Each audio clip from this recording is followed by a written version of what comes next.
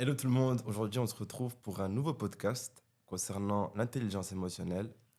Et pour ce faire, on est en présence ici avec Adam, Salut Reda. avec Yakmour Hello. et Amy. Salut. Et moi-même du coup Reda. Donc on va justement débattre sur le thème de l'intelligence émotionnelle dans le cadre du projet Pact for Youth, ici ensemble. Alors j'ai une petite première question pour vous tous ici. Selon vous, qu'est-ce que c'est que l'intelligence émotionnelle du coup? Pour moi, Adem, c'est la capacité d'interpréter ses propres émotions et d'interpréter les émotions des autres. C'est être capable de faire preuve d'empathie et déduire et adapter son comportement par rapport à l'émotion de l'autre. Mhm. Je suis vraiment d'accord et j'aimerais aussi. Pour moi, je suis un petit peu plus visuelle. Donc, moi, je compare ça à cette situation où quand on est dans une voiture et il pleut et qu'il y a des gouttes qui tombent comme ça et il y a la course sur la vitre de gouttes et il y a deux gouttes qui se rassemblent pour devenir une goutte et continuer plus rapidement. Je trouve que c'est vraiment hyper parlant et hyper imagé pour montrer cette situation où on est deux entités complètement différentes. Et on se retrouve juste pour, à la fin, à travailler encore plus vite ou alors juste s'entendre bien et être plus efficace qu'on l'était au début. Et voilà.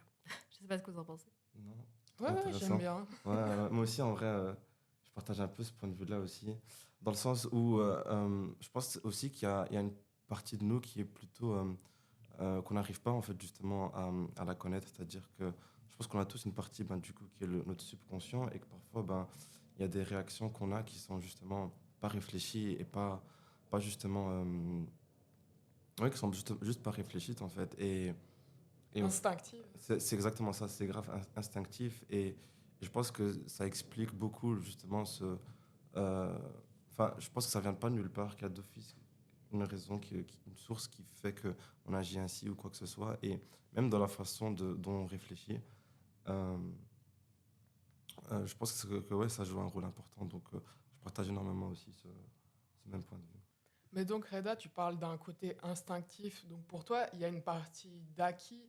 Enfin, non, du coup, c'est quelque chose d'inné, l'intelligence émotionnelle, ou il y a aussi une partie acquise Justement, c'est une très bonne question. C'est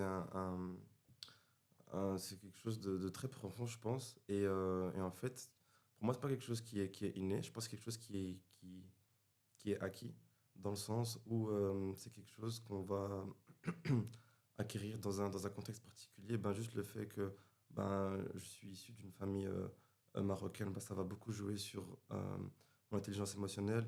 Le fait que j'ai fait mes études en secondaire dans un tel contexte, etc. Et je pense que oui, le contexte, il joue énormément. C'est-à-dire que je n'aurai jamais la même intelligence émotionnelle que n'importe qui dans le monde parce que j'ai un contexte et une vie précise que personne d'autre n'a, comme chacun ici a une vie particulière qu'il est en train de vivre, tout simplement.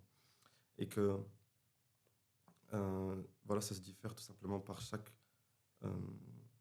être humain, par chaque manière de vivre, de réfléchir et chaque comportement. Et encore une fois, et ça rejoint aussi la culture aussi. Je pense que la culture joue énormément sur l'intelligence émotionnelle de chaque personne, sur oui, chaque être vivant. Et c'est ça ce qui diffère justement cette intelligence émotionnelle. Du coup, tu es plus de l'avis que ce n'est pas une chose qu'on a dès la naissance, mais c'est une chose qu'on peut acquérir ou l'inverse. Ouais, justement, c'est ça. Je pense que c'est pas quelque chose de la naissance, dans le sens où voilà, c'est quelque chose qu'on acquiert euh, en fonction du contexte particulier. Enfin, je pense que toi aussi, on partage pas forcément, par exemple, moi et toi, la même intelligence émotionnelle, dans le sens où tu as sûrement vécu des expériences de la vie qui ont été différentes des miennes et qui font que ben, euh, tu réfléchis de manière émotionnelle différente par rapport à la mienne, tu vois. Donc voilà, et je pense que, je me répète encore une fois, mais je pense que chaque être humain ici a une intelligence émotionnelle différente du fait que chacun a eu des expériences et une vie tout simplement qui est différente. Comme je suppose que vous aussi, vous avez eu enfin chacun ici de nous présents partagent pas la même intelligence émotionnelle que vous. Et enfin, je sais pas, c'est quoi votre point de vue, du coup, justement, vous, par rapport à ça? Moi, je résonne vraiment avec ce que tu dis, dans le sens où ça me fait immédiatement penser à la culture japonaise, où le travail est tellement mis en avant qu'on n'a pas du tout de place pour les émotions. Et je trouve que ça impacte énormément la santé mentale de ces gens, justement. Et je le sens de la même façon dans ma famille turque. Parler des émotions, c'est... Allez, on met vite ça sous le tapis, c'est hyper tabou. On en parlera rapidement si quelqu'un va vraiment pas bien, mais c'est pas le bienvenu, quoi. Ouais.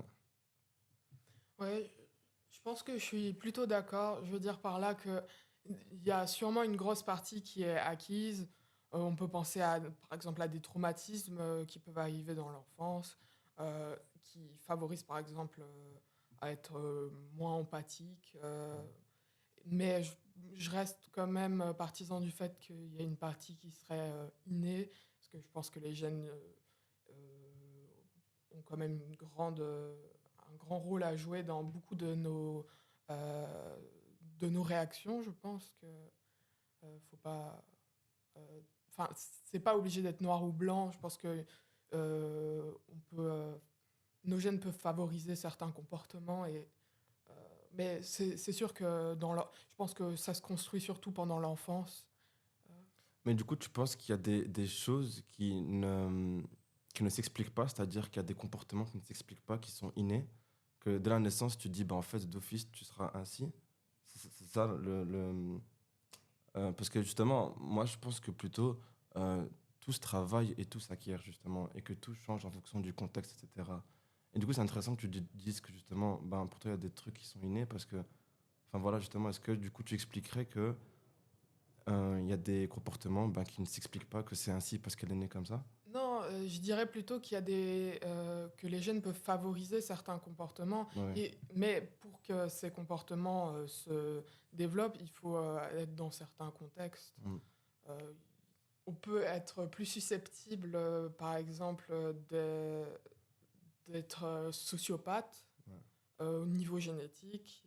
J'avais lu quelques études que je ne pourrais pas reciter de tête comme ça, mais il y a une part génétique où, par exemple, dans la violence, il y a peut-être une part génétique au niveau des chromosomes. Ouais. J'avais lu une étude aussi dessus, mais est-ce que ça veut dire que la personne sera d'office plus violente ou est-ce que les gènes vont d'office faire qu'une personne aura ce genre de comportement? Je pense pas. Ok.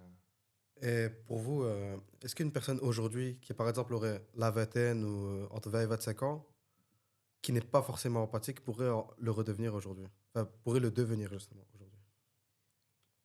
Moi, je pense que oui. Je pense que justement, on est dans un monde où, surtout là maintenant, actuellement, il y a tout qui est fait pour allez, il y a plein de mises à disposition qui sont faites pour les personnes qui ont besoin de n'importe quoi.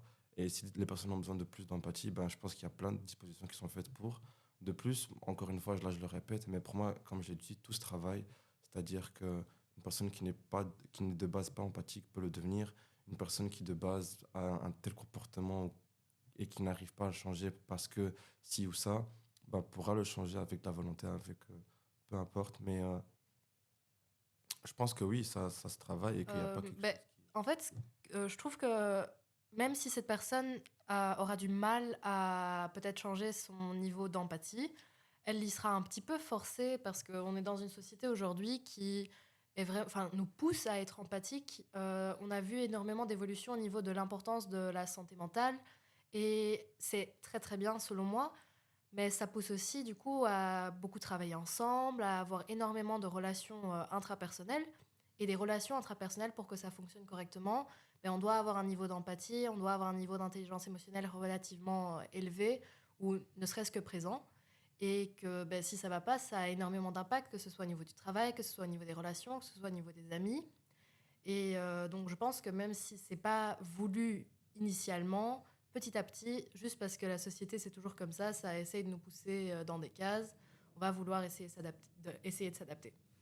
Moi, je suis pas vraiment d'accord avec ça parce que on est, enfin, le niveau d'empathie, euh, enfin, c'est quelque chose qui se construit, mais je pense que enfin, je connais des gens dans mon entourage qui ont des difficultés à être empathiques, mais c'est pas quelque chose qui change avec le temps. Ils sont pas plus empathiques, mais ils savent quelles réactions sont censées être quand une personne est triste. Ils vont essayer de la consoler. Ils vont pas forcément ressentir de la tristesse, mais ils vont s'adapter et adapter leur comportement à ce qui est attendu de la société face à certains comportements d'autres. Et du coup, est-ce que finalement, c'est pas ça un peu l'intelligence émotionnelle? C'est pas forcément naturel, c'est pas forcément vrai, ça doit pas toujours être là, mais faire comme si on était intelligent émotionnellement, pour moi, c'est un petit peu être intelligent émotionnellement. Mais du coup, justement, par rapport à ça, en vérité, est-ce que là, on parle plus d'une intelligence ou plus d'émotion? En quoi l'intelligence émotionnelle, justement, c'est une intelligence et pas genre juste une émotion? Je pense que ce qui est intelligent, c'est la manière dont on va réagir. L'intelligence émotionnelle, c'est une partie d'empathie, on en parlait de l'empathie, mais c'est aussi, comme Yagmur le dit, la manière dont on va réagir, et c'est peut-être ça plus l'intelligence qui est dedans, c'est l'intelligence de savoir répondre à enfin, aux émotions. Mais du coup, est-ce que tu penses pas que enfin, est-ce que tu penses plutôt que c'est quelque chose qui est explicable, c'est-à-dire la façon de réagir, la façon d'être empathique, etc. Je veux dire, est-ce que tu peux expliquer le pourquoi de à quel point tu es empathique envers cette personne ou que tu as un tel comportement, ou c'est quelque chose que justement tu sais pas justement euh, expliquer en fait non, je suis ainsi et c'est tout, tu vois. Au niveau de l'empathie, je pense que c'est quelque chose qu'on contrôle pas vraiment. Si tu vois une personne qui est très triste, moi par exemple, j'ai tendance à pleurer quand je vois quelqu'un pleurer. Ça va pas. Je pense pas que c'est ça l'intelligence. Ça, c'est ce que je ressens. Ce que je vais en faire, est-ce que je vais réussir à consoler cette personne, ou si quelqu'un est énervé, est-ce que je vais réussir à savoir réagir à son émotion, à cet Mhm. énervement. Je pense que c'est plutôt ça la réaction intelligente. Ok. Pour moi, l'intelligence cognitive et l'intelligence émotionnelle sont ça a des similarités, mais c'est pas du tout la même chose.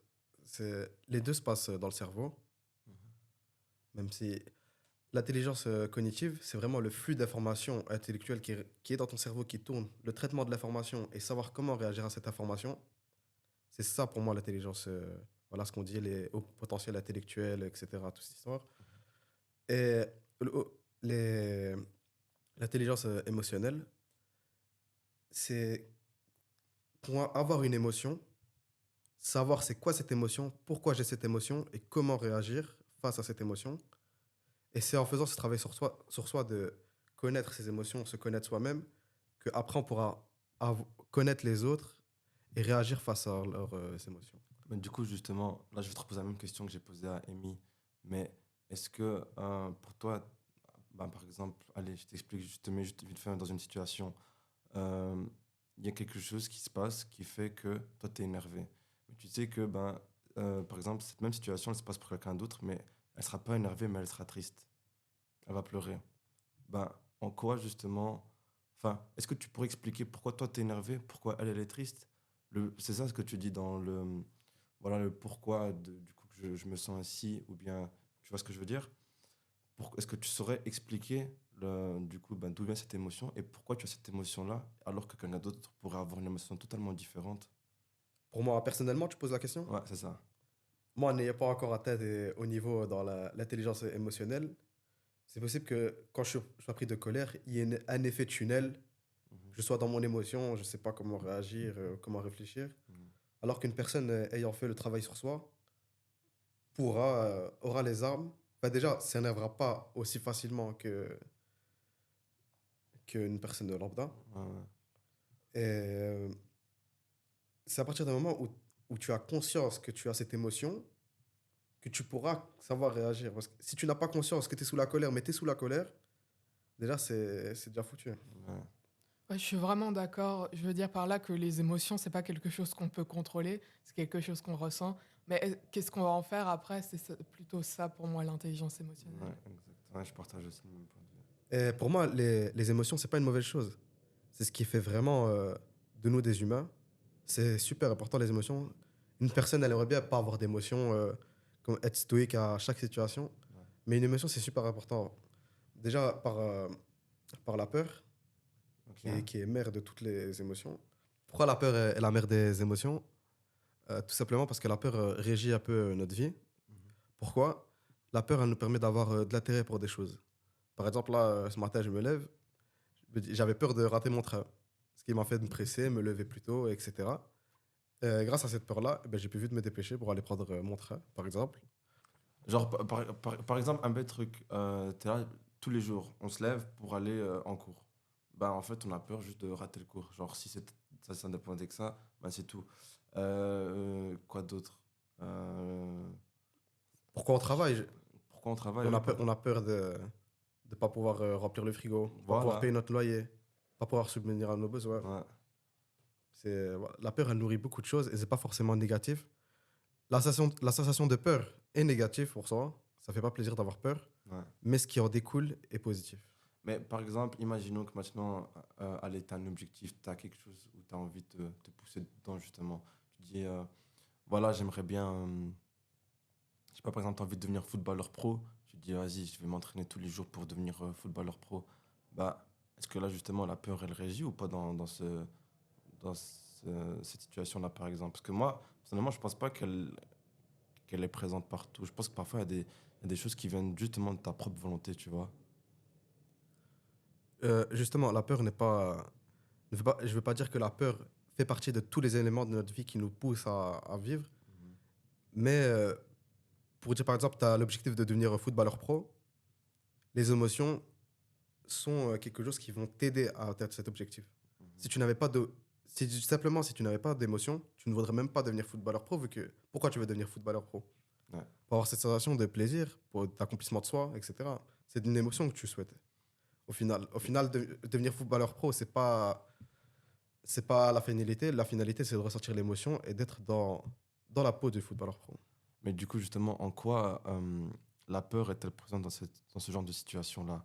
C'est-à-dire que, ok, là, maintenant, tu as envie de l'être, mais c'est parce que, justement, tu as des émotions qui te poussent à le devenir l'être. Tu veux, et c'est un accomplissement de soi, c'est un rêve, et ci et ça. Et là, dans ce cas-là, je vois pas forcément comment la peur, elle peut t'y amener, tu vois. Tu veux que je te donne des situations Non, mais où la peur peut t'aider à monter en grade dans tes objectifs? C'est ça que tu veux? ouais, c'est ça, c'est que pour moi, justement, quand tu as un objectif, forcément, la peur, elle n'est pas forcément le seul moteur, tu vois.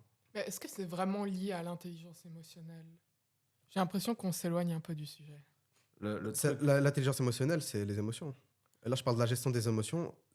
Bah déjà, c'est quoi l'intelligence émotionnelle conceptuellement? On dit l'intelligence émotionnelle, mais qu'est-ce qui rentre dans l'intelligence émotionnelle pour vous? Pour en revenir à l'intelligence émotionnelle, du coup, si je comprends bien, la motivation, ce qu'on décrit en soi par ce sentiment qui nous pousse à continuer, à pas abandonner, etc., à devenir footballeur pro, par exemple, c'est de l'intelligence émotionnelle, c'est gérer ses émotions d'une certaine façon. Donc, enfin, c'est... Voilà, quoi. Je sais pas. Bon, peut-être que je vais reformuler ça. Non, mais Je peux c'est rebondir. pas Ouais, mal, hein. c'est très bien. par exemple, un footballeur dans sa vie, surtout un numéro 9 et un buteur, il va arriver dans une situation où il devra tirer un penalty. Un penalty super important, c'est 1-1, 89e. C'est la Champions League. C'est la Imaginons, finale. c'est un tournoi super important. Ouais. Il a le penalty, il a le gardien en face de lui. S'il ne sait pas gérer son émotion de peur, utiliser cette peur, la peur après, ça va enclencher plein de choses chez lui. Ça va une montée d'adrénaline, ses muscles vont réchauffer d'un coup, le sang va remonter dans sa tête et dans tous ses muscles. Et s'il n'arrive pas à ce moment-là à gérer tout ce qui découle de cette peur, eh ben, il ratera son penalty. Ok, là, je vois où est-ce qu'on en revient à l'intelligence émotionnelle avec ouais, tout ouais. ce football, du coup. Ouais. Ben, ok, je vois, mais je trouve que ça, on en revient un peu à la question du si c'est acquis ou si c'est inné. Et ce que j'en comprends, moi, corrige-moi si c'est pas ce que tu voulais dire, c'est que finalement, l'intelligence émotionnelle, ça rentre dans tout un système qui finalement, lui, n'est pas inné, qui n'est pas acquis et inné. Et c'est ce qu'on développe, c'est juste un maillon, une petite partie de ce système, mais on n'a pas du tout de... d'emprise sur tout le reste de ce système. Est-ce que je suis claire? J'ai compris. Ok. Moi, je pense que c'est à travailler en soi. Enfin, une étude de l'université de Cambridge et plusieurs autres universités à Paris ont mené à dire que des personnes qui ont un haut potentiel émotionnel, 10% proviennent de leur chromosome. On dit chromosome? Ouais, c'est ça, chromosome. Non, mais c'est De parce leur que toi, tu l'as dit. Ouais, voilà. Leur génétique. Euh, Le chromosome, c'est ce qui est la forme la plus condensée de l'ADN. Donc, tu as d'abord. L'ADN, au départ, il est plus en double brin, assez, assez peu condensé. Et puis, il va se condenser. Le plus condensé, c'est par chromosome. Et oui, il y a un chromosome qui joue sur, du coup, hommes et femmes. Mais il renferme l'information génétique, en gros. Ok, d'accord. Du coup, ce qu'on a à la naissance, tout ce qu'on a à la naissance, c'est les chromosomes. Les informations génétiques, oui, les chromosomes, si tu... En mars 2018, des équipes de l'université de Cambridge, de l'Institut Pasteur et de l'université Paris Diderot publient une étude dans Translational Psychiatrie, excusez-moi de l'accent, démontrant qu'une partie des capacités d'empathie sont génétiquement déterminées. Les chercheurs ont identifié 11 loci, 11 locus. Petite intervention. Ça veut Pour expliquer c'est quoi un ça veut locus. dire quoi un locus, Amy? C'est 11, 11, c'est 11 endroits précis dans le génome. Ah, ok. Ils estiment qu'environ 10% des variations d'empathie entre individus sont liées à la génétique, démontrant ainsi le rôle prépondérant de l'environnement sur le développement de ces capacités. Et l'étude confirme également que les femmes ont un quotient empathique plus élevé que les hommes. Cependant, ces différences ne seraient pas directement génétiques, mais liées à l'influence de facteurs biologiques non génétiques, tels que les hormones prénatales, ou bien de facteurs environnementaux tels que l'éducation ou la manière de se socialiser. Ok, du coup, toi, de cette étude, tu en retiendrais quoi? J'en retiens que l'étude prouve qu'il y a des choses qui viennent des gènes pour la capacité empathique. 10%, c'est quand même pas mal élevé pour ce genre d'études. Et que aussi, les femmes sont plus souvent plus empathiques que les hommes. Enfin, on le remarque. J'ai tel dans mon entourage, etc. Une femme, elle sera plus facilement interpréter l'émotion de l'autre. Quand j'essaie de faire une poker face, quand je rentre à la maison, je m'assois, j'ai aucune émotion. Ma mère, elle sait ce que je ressens. À l'arrivée, elle dit qu'est-ce qui se passe encore.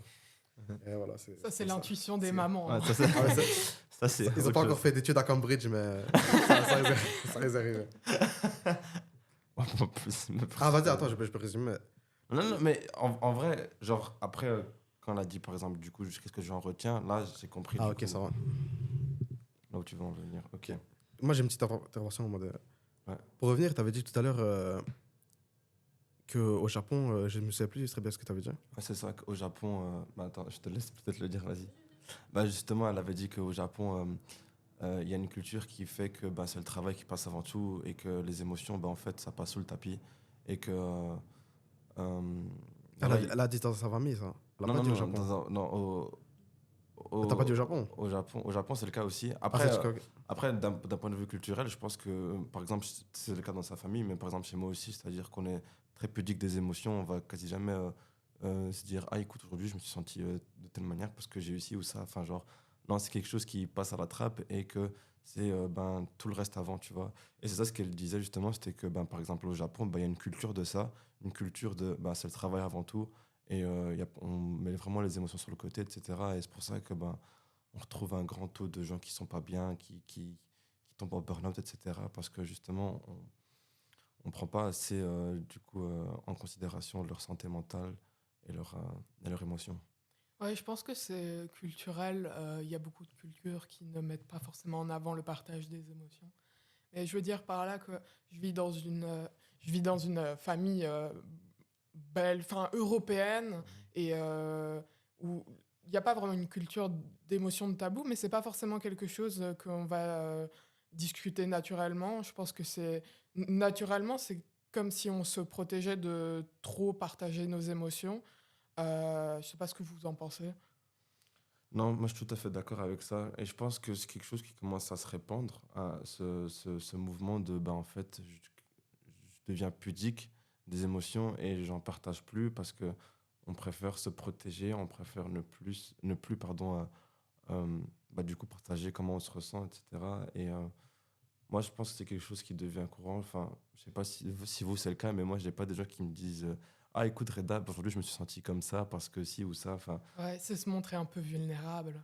c'est ça. Et je pense que tout le monde joue aussi un peu ce rôle de poser une sorte de carapace, une sorte ouais, un masque ou quoi, genre juste pour montrer que, ben, en fait, tout va bien ou bien que. Mais Ouais. on va jamais se montrer justement vulnérable, comme tu viens de le dire. C'est difficile de savoir répondre aux émotions que si les autres cachent. Donc, pour faire un lien avec l'intelligence émotionnelle, Ouais. est-ce qu'on peut vraiment répondre de manière intelligente si on n'est pas vraiment au courant de ce que ressent l'autre, si c'est s'il essaye de le cacher? Ouais. Oui, moi, ça me fait. Enfin, j'arrête pas de ressortir des anecdotes, mais c'est parce que ça me parle le plus. Ça me fait surtout penser à ces moments qu'on vit plusieurs fois, un peu tous, en tout cas, je pense. Du moment où on est un petit peu irrité, pas vraiment fâché, mais juste un tout petit peu irrité, Ouais. et quelqu'un vient et fait Attends, mais t'es énervé? Et là, t'étais pas énervé, mais ça monte en toi, t'es là, mais non, je suis pas énervé. Bah si, attends, mais là, t'es énervé, quoi. Et puis t'es en mode, mais non, je ne suis pas énervé. Ouais. Et ça, je trouve que c'est vraiment le moment où on est en mode, ok, il y a de l'intelligence émotionnelle là. Cette personne est consciente qu'en moi, il y a quelque chose qui monte, Qui va pas. Ouais. qui va pas. Et même moi, j'en étais pas consciente. Et du coup, ça, tu te rends compte. Et moi, je trouve ça incroyable, les gens qui, quand t'es un tout petit peu en train de t'irriter là, sont en mode, ok, je vois que ça va pas. Est-ce que tu veux en parler? Parce que moi, j'arrive pas à le détecter. Ouais. Ça, c'est trop les phrases qui mettent la haine. Pourquoi tu pleures? Pourquoi Allez, ça va vas-y. pas? Ouais. T'as l'air triste, t'as les yeux mouillés. Non, j'ai un truc dans l'œil. Les Non, oignons. entre mecs, tu vois, quand t'as que la Bah, elle dit pourquoi tu pleures? Pourquoi tu pleures? Ça, après, là, ça part d'un coup. ouais, c'est vrai. Bah ouais, je pense que. Mais c'est très réel là, ce que tu viens de dire là, Yagamour. Je pense qu'on a tous vécu ce genre de situation de voilà, on n'est pas bien et qu'on ne veut pas en parler, on veut juste garder ça pour nous-mêmes et on veut pas montrer qu'on est vulnérable. Et que quand justement quelqu'un il vient et il nous dit bah alors, bah là ça commence à monter et ça commence à. Et c'est vrai que là c'est là où justement. Et là justement, il y a une question qui me vient par rapport à ça, c'est que tu viens de dire que justement on commence à devenir conscient que bah en fait ça va pas. Est-ce que pour toi justement tous les autres moments on est inconscient? Je veux dire, ouais, par rapport à ce genre de situation ou bien que tu es énervé ou quoi, est-ce que de base tu es inconsciente que tu étais irrité? Est-ce que de base, et est-ce qu'il y a d'autres moments où justement tu es inconscient que tu éprouves ce genre de sentiment-là? Ben moi, je suis en train d'essayer de travailler un peu sur mon intelligence émotionnelle, mais c'est un travail qui est en cours, quoi. Mhm. Donc, généralement, quand je suis face à une situation qui me dépasse, ma première réaction, c'est les pleurs. Et quand c'est physique, je me rends compte que ça va pas. Et là, j'essaye d'un peu décortiquer mes émotions. Mais s'il n'y a pas assez de trigger pour que ça pour que Ouais. ça se montre au niveau physique, ben, je m'en rends pas immédiatement compte. Et généralement, il me faut ce moment où il y a un déclic. Et généralement, c'est les pleurs. Ok. Donc, pour travailler dessus, il faut d'abord savoir détecter nos émotions. Clairement, enfin, c'est pour moi la première étape. Et on s'en rend pas compte, mais c'est vraiment difficile. Donc, pour avancer un petit peu dans le sujet, est-ce que pour vous, l'importance de l'intelligence émotionnelle a changé au cours du temps? Est-ce qu'elle était plus importante dans les sociétés avant, maintenant? Comment est-ce vous la verrez dans le futur? Bah, déjà, pour moi, c'est bien de rappeler que l'intelligence émotionnelle, c'est un concept qui est apparu la première fois en 1964 et qui a gagné en popularité grâce au best-seller de Daniel Goleman, justement, l'intelligence émotionnelle. Et là, c'est vraiment quelque chose qui est devenu super important dans le monde du travail, dans l'influence américaine, etc. Et voilà, je voulais juste rappeler ça. Mais pour moi, par exemple, enfin, je pense pas que c'est que à partir de cette apparition-là que le concept Ce que je veux dire, c'est le terme intelligence émotionnelle, je Ouais. voulais juste dire. Mais bien sûr que... Mais ce que je veux dire par là, c'est que je pense que aussi qu'à l'époque, ben, c'est possible qu'on ne sait pas qu'il y a une personne qui ait déjà évoqué ce terme-là, tu vois. Et je pense que c'est quelque chose qui qui a toujours été présent, parce qu'on est tout simplement des êtres humains et que chaque être humain possède des émotions et que chaque être humain réagit de manière différente en fonction de ses émotions. Mais je pense juste que c'était quelque chose de vraiment d'inexploré, quelque chose on ne cherche pas à fouiller, on ne cherche pas à comprendre le pourquoi du comment. Et que c'est quelque chose que, ben, justement, ben, au fur et à mesure, le temps évolue et l'être humain aussi. Et on a commencé à se poser des questions, à se dire, bah, tiens, en fait, pourquoi on réagit de telle manière? Pourquoi est-ce qu'on pense ainsi ou quoi dans tel cas? Et ouais, je pense juste que c'est quelque chose d'inexploré qui ne. Bah, justement, pour dire, ouais, le terme intelligence émotionnelle est récent, mais le fait du contrôle des émotions, etc., date des Ouais, Grecs. Juste par l'exemple du concept du stoïcisme, qui remonte déjà à l'Antiquité. ouais, tout à fait. C'est vrai. Et voilà, on peut retrouver beaucoup dans la gestion des émotions. Il y a beaucoup de sujets qui ont été traités déjà à l'époque. Un grand homme a dit un jour que le meilleur des hommes, c'est celui-là qui sait gérer sa colère. Personnellement, je pourrais pas vraiment m'avancer sur les temps passés, mais je pense que la révolution industrielle, ça a eu un énorme impact, surtout les mouvements comme le Fordisme, etc., où l'homme n'est devenu qu'une machine. Et on n'est pas des machines. Donc je pense que ce qui a surtout ce qui ne fonctionne pas et ce qui continue aujourd'hui à ne pas fonctionner, c'est on attend souvent de nous une performance similaire à une machine dans un environnement qui ne nous donne pas assez lieu à exprimer notre humanité. Et c'est notamment un des soucis principaux pour moi dans le monde du travail aujourd'hui, c'est le manque de place à notre nature même. On n'attend pas d'un animal à ce qu'il se comporte, à ce qu'il mange avec une fourchette et une cuillère. Donc pourquoi est-ce Ouais. on attend de nous de ne pas exprimer nos émotions et de juste continuer non-stop malgré tous les challenges auxquels on fait face? Et donc, tu parles de cette humanité, mais est-ce que pour toi, dans un monde qui évolue, une IA serait capable euh, de développer une émotion, enfin, de développer des émotions et de développer une intelligence, du coup, émotionnelle? Tout d'abord, avant de passer à l'intelligence artificielle, je voulais rebondir sur Yamour. Ton intervention elle était super intéressante, je suis super d'accord. Et voilà, aujourd'hui le monde va de plus en plus vite. Il n'y a aucun moment dans l'éducation des gens, enfin en Europe surtout, je ne sais pas dans les autres cultures, mais en Europe, on n'apprend pas à forcément gérer nos émotions. À part un petit livre, le lapin est en colère, le lapin est content, etc. C'est pas les choses qui vont nous apprendre vraiment à gérer les émotions. Il faut nous mettre face à des situations réelles, pas fictives, et vraiment, à partir de chaque situation, apprendre le contrôle de ça. Ça fait partie de l'éducation des parents, mais je pense que ça devrait vraiment faire partie de aussi l'éducation scolaire, etc. Du coup, le monde, il va de plus en plus vite. On est au monde du travail. On n'a plus le temps de se poser avec soi-même et pouvoir contrôler ses émotions. On est en plein dans le travail. Il y a un mec qui te fait une remarque, il t'insulte, je sais pas, il y a une embrouille au boulot, etc. Tu n'as pas le temps de te dire, je vais me poser, je vais réfléchir. Tu dois retourner au travail, etc. Tu dois vite gérer la situation. Ouais. Tu n'es pas en capacité à avoir les armes pour répondre à cette émotion qui vient en toi. En fait, ce que tu dis, c'est super intéressant et je trouve que ça souligne juste à quel point aujourd'hui, c'est un peu un problème et même un fait que l'intelligence émotionnelle est considérée comme inférieure aux autres intelligences, qu'elles soient mathématiques, logiques, kinesthésiques ou quoi. Et je trouve que c'est vraiment dommage.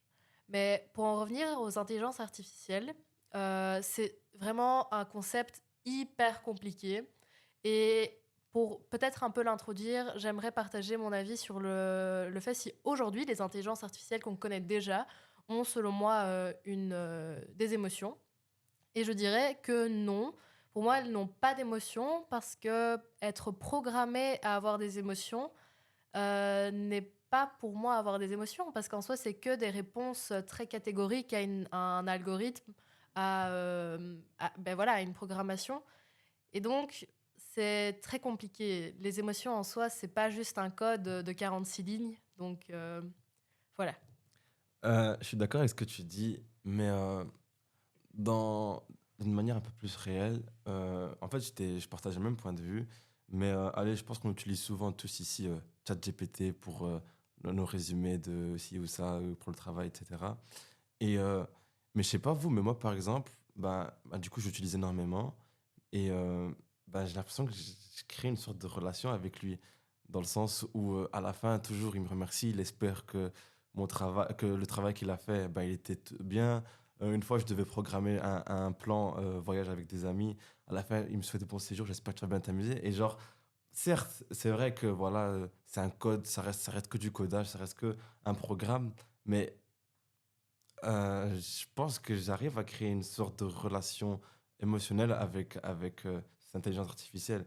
Et je pense que c'est quelque chose ouais, en fait, plus tard, je pense vraiment que c'est possible qu'il existe justement des intelligences artificielles qui soient concentrées uniquement sur les émotions et que justement, on puisse avoir une relation, mais purement émotionnelle, tu vois. Mais ça existe déjà aujourd'hui.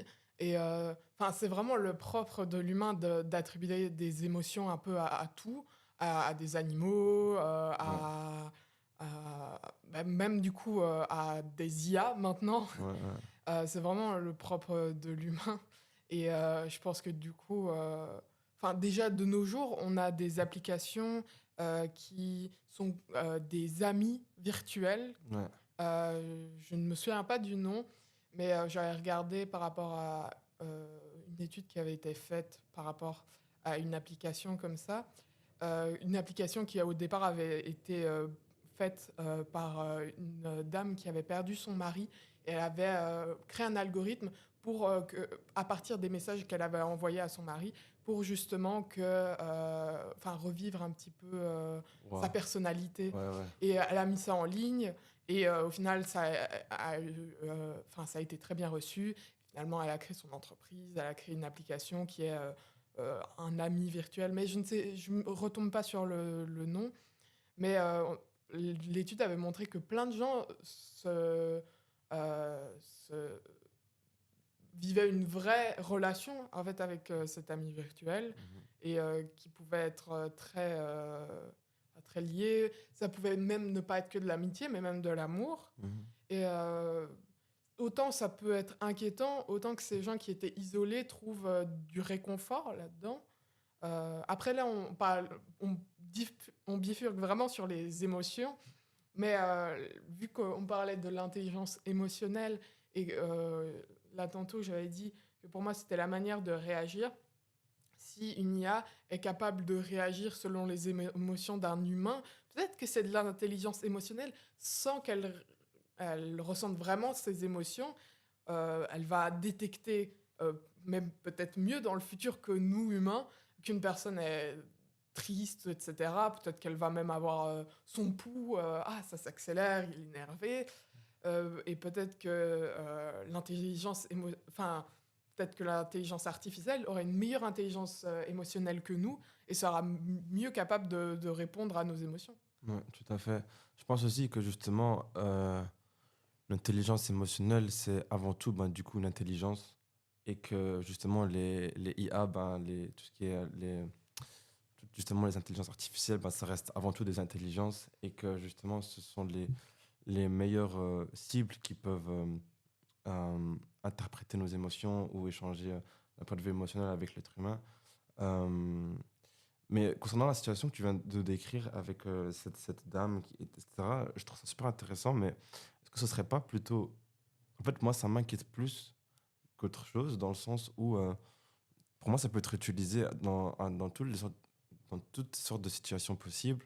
Et j'en ai une qui m'a directement frappé, c'est qu'imagine, par exemple, allez, il y a un couple qui vit à deux et que, voilà, ils finissent leur vie ensemble et forcément, il y a toujours une personne qui meurt avant l'autre et que voilà, ça fait un chagrin terrible, l'autre personne se sent très mal, etc. Supposons que du coup, ce soit la dame qui est morte et que le monsieur reste toujours en vie. Voilà, et ça reste un chagrin terrible et sa femme lui manque. Du coup, forcément, c'est possible qu'il puisse recréer, via l'intelligence, euh, une, cette dame, mais de manière virtuelle, tu vois, et qu'en fait, elle ne meurt pas et que à travers tous les vocaux qu'elle a envoyés, à travers tous les messages qu'elle a envoyés, va te recréer cette dame qui est toujours vivante au final et qui devient virtuelle et plus. Tu vois ce que je veux dire? Ouais, ouais. Mais heureusement, la technologie n'en est pas encore là. La dame n'avait pas vraiment réussi Enfin, l'IA marchait, mais les messages ne reflétaient pas vraiment la personnalité parce que... Mais dans ce cas-ci, est-ce que tu penses que, enfin, le monde évolue, tu vois, et je pense qu'un jour ou l'autre, on arrivera Ouais, ça arrivera, hein. à un tel stade, tu vois. Et dans ce cas-là, tu penses que ce serait plutôt inquiétant, que ce serait plutôt quelque chose de bien pour nous en tant qu'êtres humains? Ça, c'est le futur qui nous Et qui dira. nous dira, ouais. Ça me paraît encore trop loin, ou peut-être que ça ne l'est pas tant que ça et que je m'en rends pas vraiment compte. Mais j'ose espérer que enfin, je trouve que c'est quelque chose qui peut faire peur. Après, à voir comment est-ce que ça va être utilisé. Mais la technologie qui avance, c'est quelque chose qui fait peur, c'est clair. Mais comme peut-être nos grands-parents ont eu peur avec l'arrivée de certaines technologies, peut-être que, Ouais. enfin, dans le futur, on s'adaptera, il y aura des nouvelles réglementations. C'est comme quand quand les voitures ont été inventées, tout le monde a reçu son permis. Est-ce que maintenant c'est le cas? Non, il y a eu des réglementations. Peut-être que des réglementations auront lieu seront mises en place dans le futur par Mhm. rapport aux IA, par rapport aux robots. Euh, à voir. En vrai, c'est très large comme question. Je sais pas Ouais. trop quoi dire. Dans ce genre de situation, je trouve que l'intelligence artificielle, donc l'IA, peut être très dangereux dans le sens où, ben, imaginons du coup, ben, je vais garder le même exemple avec ce monsieur et cette dame qui potentiellement partira de ce monde et que voilà, le vieil homme la remplace par une intelligence artificielle qui devient justement du coup une présence virtuelle. Bah, je trouve ça quand même un peu malsain et un peu dangereux dans le sens où, enfin plus dangereux que malsain, dans le sens où euh, il est fort possible qu'on n'ait pas une réaction attendue, c'est-à-dire que l'IA, elle est programmée parce que voilà, c'est du codage et qu'elle devrait réagir en fonction de telle situation, de tel comportement, mais que c'est possible que voilà, on n'a pas la réaction attendue qu'on veut de cette personne ou que en fait non, cette personne elle agit plus de telle manière ou de ci ou de ça. Et je pense qu'il y a d'office dans tous les cas des incohérences qu'ils vont avoir. C'est comme par exemple maintenant ils sont en train de créer une IA qui reproduit la voix et il y a même des chanteurs qui font des feats, des featuring avec d'autres des IA mais justement qu'ils ont été reproduites via leurs chansons. Et on arrive encore à distinguer ben, du coup le vrai chanteur de l'IA, de l'intelligence artificielle, dans le sens où il y aura toujours des incohérences, des choses qu'on sera en mode en fait. Et je pense que ce sera le cas aussi pour l'intelligence émotionnelle, c'est-à-dire que euh, il y aura d'office des réactions, des comportements, des petits détails qui vont faire que voilà, c'est pas quelque chose d'attendu ou quoi. Enfin, on est parti un peu loin, mais je pense que l'intelligence émotionnelle, l'intelligence pardon, artificielle euh, peut avoir un. En fait, je me suis perdu dans mon truc, dans mon raisonnement. Tu nous fais une conclusion peut-être sur... Ouais, ouais, parce que en fait, attends, mon fil conducteur là, il est parti loin. Mais oui, voilà, l'intelligence artificielle. Je pense qu'elle peut avoir des, euh, des avantages comme des inconvénients. Et voilà. Et je pense que le fait de penser qu'elle peut développer une certaine intelligence émotionnelle, ça à garder en tête. Pour moi, l'IA ne pourra jamais ressortir d'émotion. Mhm. C'est clairement impossible de faire ça. C'est impossible pour un robot de ressortir une émotion. C'est une caractéristique humaine. Mais par contre, pour moi, l'IA pourra devenir, pour la personnifier, la personne qui a le plus haut potentiel émotionnel. Pour moi, ce sera la personne qui pourra comprendre vraiment toutes les émotions. Pour moi, elle est capable de ressentir l'émotion humaine et s'adapter et adapter sa réponse à cette émotion humaine qu'elle a ressentie, mais elle ne pourra jamais ressentir elle-même une émotion à moins de la simuler. Mhm. C'est pour dire que, voilà, quand l'IA sera bien développée et qu'elle aura bien appris après plusieurs réactions humaines, etc., elle sera capable de ressentir les émotions des gens. Ce qu'on dit, c'est super intéressant, mais malheureusement, on s'approche petit à petit de la fin de ce podcast. Avant de terminer ce beau partage, est-ce qu'il y a une anecdote que vous souhaiteriez partager qui pourrait un peu donner des moments plus vivants à toutes les personnes qui nous écoutent actuellement pour vraiment comprendre ce que réellement l'intelligence artificielle, non, l'intelligence émotionnelle a comme impact sur notre vie? Moi, j'ai peut-être une anecdote à partager où j'aurais aimé peut-être réagir émotionnellement mieux. J'étais dans un camp de vacances et c'était moi l'animateur et j'avais des groupes euh, et enfin, c'était un camp donc je dormais sur place et j'ai trouvé ça extrêmement difficile de gérer mes propres émotions et c'est vraiment quelque chose qui est important en tant qu'animateur, c'est de ne pas succomber à ses propres émotions, ne pas s'emporter. C'était tellement dur. J'avais 17 ans, donc j'avais le même âge que les jeunes les plus âgés du groupe. Et cela était très dur avec moi et j'aurais aimé avoir le recul peut-être déjà sur le moment même euh, que j'ai maintenant, euh, pouvoir respirer et ne pas... Enfin, je me sentais un peu piégée sur le moment même et il m'est arrivé de réagir un peu trop... Enfin, j'aurais aimé pouvoir réagir mieux à certains moments où les émotions l'ont un peu emporté, où les larmes me sont vite montées, mais je pense qu'avec le temps et avec justement ce genre d'expérience, j'aurai l'occasion de m'améliorer et Ouais, de ressortir plus fort. ouais, trop intéressant. Ouais, carrément, et mais justement, l'intelligence émotionnelle et le parcours qu'on y fait, c'est pas du tout linéaire. Il y a des hauts, il y a des bas, et c'est super chouette que tu aies pu aujourd'hui, tu ce recul de t'en nourrir et de pas t'y enfermer et de continuer. Ouais. Moi aussi, j'ai une petite anecdote concernant, ben, justement, dans laquelle j'ai fait face à une intelligence émotionnelle. Enfin, je pense que vous le savez tous ici, je l'ai souvent répété, je fais du karaté, ça fait partie intégrante de ma vie. Et ben, il y a un moment dans mon parcours, c'est de faire des championnats, de faire des compétitions à haut niveau. Et c'est quelque chose qui est très, très, très dur pour un être humain, je pense, pas juste pour n'importe quelle personne, pour un être humain, parce que c'est très intense d'un point de vue émotionnel. Il y a le stress et l'adrénaline, il y a le fait qu'on ne veut pas décevoir X ou telle personne. Et il y a beaucoup, beaucoup d'émotions qui se mélangent. Et, et justement, enfin, je me rappelais que, justement, je vais jamais l'oublier, c'était mon troisième championnat que j'avais fait. J'étais encore à mes débuts, mais j'étais dans ma pleine phase pour justement progresser. Et j'avais un ami avec un ami, on s'y préparait à deux et il s'y préparait encore bien plus longtemps que moi et 3 fois plus que moi, etc. Et malheureusement, on avait tous les deux perdu.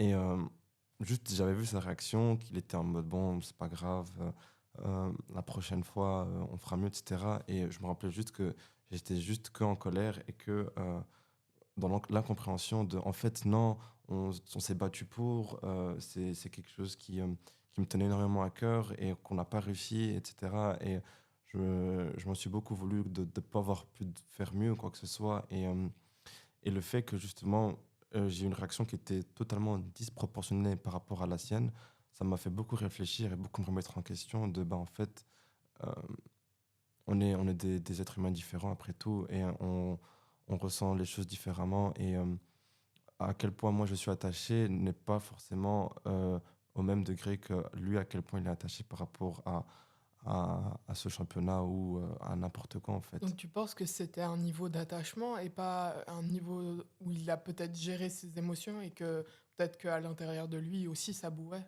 Bah, je pense que c'est aussi un mix des deux. Je pense que, en fait, c'est ça. Avec du recul, je me dis, bah, en fait, peut-être que il a juste réussi à mieux gérer ses émotions que moi et que moi, j'ai juste tout éclaté, que voilà, j'étais encore, on va dire, immature ou que j'étais encore dans ma pleine phase. C'était encore nouveau pour moi, tout ça. Et oui, je pense que clairement, il a eu une réaction plus mature que la mienne, c'est-à-dire que euh, il s'est, il, s- il savait quelle émotion lui traverse à ce moment-là, il savait comment y réagir et comment y remédier. Et alors que moi, j'ai juste tout sorti euh, sans réfléchir, sans commencer à me dire, ah, mais pourquoi en fait ci ou ça. Enfin, voilà. Et du coup, toi, Yagmour, je te pose la question aussi, est-ce que tu as une petite anecdote à partager par rapport à cette intelligence émotionnelle? Ben, plus qu'une anecdote, c'est une rencontre. Donc, moi, il n'y a pas longtemps, j'ai participé à une formation slash activité avec des jeunes qui voulaient tous devenir des entrepreneurs. Avec des jeunes qui voulaient tous devenir des entrepreneurs et entrepreneuses sociales. Mhm. Et c'était super intéressant, mais il y avait dans cette formation une dame qui était tellement empathique et tellement pour moi intelligente au niveau émotionnel. C'était vraiment incroyable de passer du temps avec elle. On avait vraiment l'impression de baigner dans un rayon de soleil tout le temps. Et j'oublierai jamais à quel point elle était super sensible au niveau des émotions et à quel point on se sentait à l'aise de partager nos émotions. Elle faisait énormément de météo avant chaque réunion. Et même si parfois il y avait des personnes qui, pendant notre première journée, avaient du mal à partager leurs émotions même et qui parlaient de leur niveau de fatigue ou qui parlaient de ce qui se passait dans leur vie à ce moment-là, finalement, après, ils en venaient à dire aujourd'hui, je me sens super motivée. Je suis un peu triste parce qu'il m'arrivait ça hier et que je voulais pas que ça m'arrive. Et c'était vraiment, on est vraiment passé du superflu, du pas superflu, de quelque chose qui était très En surface. voilà, Ouais, en ouais. surface, merci beaucoup, à, à quelque chose de super profond. Et ça a eu tellement d'impact sur le groupe, sur nous au niveau émotionnel.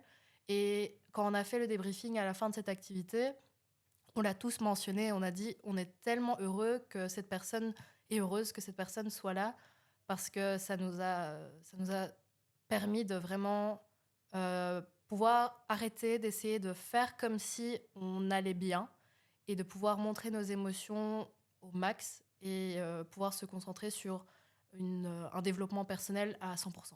Mhm.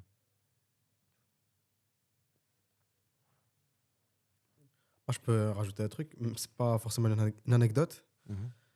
mais je voulais dire, l'intelligence émotionnelle, pour moi, c'est vraiment se construire soi-même. C'est en se construisant soi-même qu'on augmentera notre intelligence émotionnelle et pas l'inverse. Hum, du coup, euh, voilà, il y a des jours où on se sent bien, il y a des jours où on se sent pas bien. Et, et voilà, c'est pas forcément parce qu'on se sent pas bien qu'on n'est pas, on est, comment dire, qu'on a un bas niveau d'intelligence émotionnelle. C'est complètement normal de sortir des jours pas bien. Mais c'est savoir comment réagir à ça. Et ce n'est pas en réfléchissant que tu sauras comment réagir à ça. C'est vraiment, ça viendra naturellement vu que tu t'es construit avant. Euh, voilà. Quand je dis se construire, c'est-à-dire au début, l'intelligence émotionnelle, ça ne viendra pas comme ça d'un coup. Ça ne descendra pas du ciel. Et c'est vraiment, tu devras faire semblant d'agir à certaines situations où tu auras d'un coup ton émotion qui va arriver. Tu devras faire semblant de réagir à cela de la meilleure des façons et sans continuer à faire semblant par mimétisme qu'au final, ça deviendra naturellement. Et là, on pourra dire que tu auras atteint un haut niveau de potentiel émotionnel. Parce que c'est sûr que c'est en partie naturel de succomber à ses émotions. C'est, c'est plus le fait de ne pas y succomber qui est pas naturel. C'est se mettre, savoir Merde, il me manque un mot. Quelqu'un peut me donner un mot? se, se, Ouais, ne pas y succomber. Mais c'est pas se limiter, savoir se canaliser peut-être. Ouais. Savoir se canaliser. Redis peut-être la phrase. Je sais plus. C'est d'accord. Bon, se canalise. Se canaliser, ouais. Mais justement, par rapport à ça, Amy, bah, du coup, ça me fait penser à une question de, justement, est-ce que tu penses que c'est quelque chose dont on est plutôt dépendant ou plutôt indépendant, c'est-à-dire qu'on doit l'accepter, que notre intelligence émotionnelle fonctionne ainsi, ou bien que justement, non, en fait, on peut aller au-delà de ça et y travailler, et y remédier, etc. Ou bien alors il y a des choses qui, en fait, non, en fait, on est indépendant et c'est ainsi. C'est à nous de choisir si on est dépendant ou Enfin, c'est à nous de choisir si ce sont nos émotions qui nous guident ou si, si ce sont nos émotions qui guident nos actes. Actes, Oui, nos actes, c'est ça. nos actes. Ou si nos émotions vont y contribuer, mais on va prendre assez de recul et donc toujours d'intelligence émotionnelle euh, pour faire les bons choix, tout en prenant en compte évidemment nos émotions. Mais du coup, est-ce que tu penses que systématiquement, nos émotions vont guider nos actes ou bien que c'est le cas dans plusieurs moments, ou bien que c'est plutôt l'inverse, que c'est nos actes justement qui guident nos émotions? Non, je pense que les émotions, c'est ce qu'on va ressentir en premier et après, ce qu'on va en faire et les choix qu'on va faire, tout dépend de nous. Et donc, c'est en fonction de ça que justement, tout- toutes nos, allez, tous nos, tous nos comportements, pardon, et tous nos actes en dépendent, alors c'est ça? C'est-à-dire En que... partie, oui. Ok. Je pourrais dire que c'est une différence entre la culture européenne et la culture asiatique. De, dans la culture européenne, tu, tu ressens l'émotion et tu agis directement. On peut voir, par exemple, tu parlais de karaté. Dans les sports asiatiques, c'est plus de l'intelligence stratégique. Ce n'est pas de l'émotion, c'est de la stratégie dans les arts martiaux, par exemple. Mhm. Tu es comme ça, vous verrez pas, mais vous êtes posé, vous avez une pause juste avant de frapper, Ouais. et vous attendez que la personne fasse une action avant de la frapper. Alors que dans les sports de combat européens, par exemple, comme la boxe, c'est le gong sonne et ça se tape dessus directement. Il n'y a, Ouais. il y a pas de stratégie. Mhm. Et c'est ça qui donne la différence entre la culture asiatique et la culture européenne. La culture asiatique a plus une culture stratégique que émotionnelle à celle des Européens. Finalement, je pense qu'on peut un petit peu conclure en disant que l'intelligence émotionnelle et surtout la développer, c'est quelque chose qui prend du temps. Et quand vous considérez votre ami ou vos collègues, on ne s'attend pas à ce que du jour au lendemain, cette personne vienne, alors qu'elle était super fermée au niveau des émotions, à en parler de façon ouverte et de façon tout à fait à l'aise. Donc n'attendez pas la même chose de vous et soyez indulgent avec vous-même. C'est une chose sur laquelle je veux beaucoup insister. Et, euh, et voilà, je ne sais pas si vous voulez ajouter quelque chose. Je pense que tout a été dit, mais ouais, j'aimerais bien juste réinsister sur ce que Yakoumou vient de dire. Ne soyez pas trop dur avec vous-même. Euh, Aimez-vous, c'est très important. Prenez le temps, prenez de l'espace, prenez du recul. Grandissez et, euh, et voilà, hein. Merci de nous avoir écoutés. Merci à tous. Passez une bonne journée.